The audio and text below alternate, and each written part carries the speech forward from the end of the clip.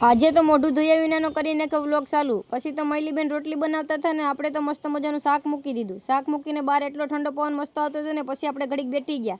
પછી તો રસોઈ બનાવીને નાઈ બાઈને ફ્રેશ થઈ ગયા. હેલો હેલો ગાઈસ, કેમ છો બધા? મજામાં જ હશે ને? પછી તો મારા મમ્મી બકાલો લઈને આવી ગયા ને કેરી કોને કોને ભાવે છે ને કમેન્ટ કરી નાખજો. Oh my God!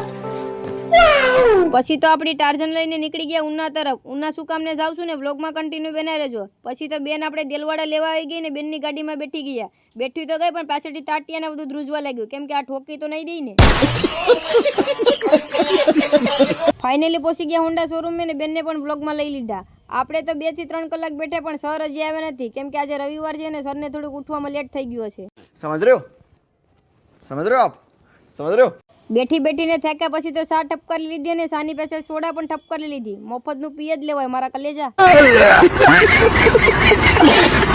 પછી તો ફાઇનલી આપણું હોન્ડા શોરૂમમાં જોઈનિંગ થઈ ગયું ને આપણે તો મસ્ત મજાના બેઠીને થોડાક સિંચપટા નાખી લીધા. જલવા હે હમારા. પછી તો આપણા અનિલભાઈ થોડીક બેઠક કરી લીધી ને પછી બેનને ટાટા કરીને નીકળી ગયા બેન ઘર તરફ ને આપણે પણ ઘરે પહોંચી ગયા અને મસ્ત મજાના ફ્રેશ થઈ ગયા. ઘરે પેશે તો ઘર કાટલો બધા સૂતા હતા. જો તમારે ચોરી કરવી હોય ને તો મારા ઘરે બપોરના આવજો. कौन है ये लोग? कहाँ से आते हैं? એ બધા સૂતા હતા તો મને પણ નીંદર આવતી હતી. આપણે પણ ઘડીક થોડી વાર આરામ કરી જાય. ઉઠીને પછી ટોપરા પાક લઈ લીધો ને પછી તો રોકીને રમણવા લાગી ગયા. પછી તો મારી બેન બાઈસો લઈને રોકીને સકરાવતી હતી. હજી એ નથી ખબર કે નાનું છે એટલે, બાકી તો મૈલીના મમરા ભરાઈ જાય.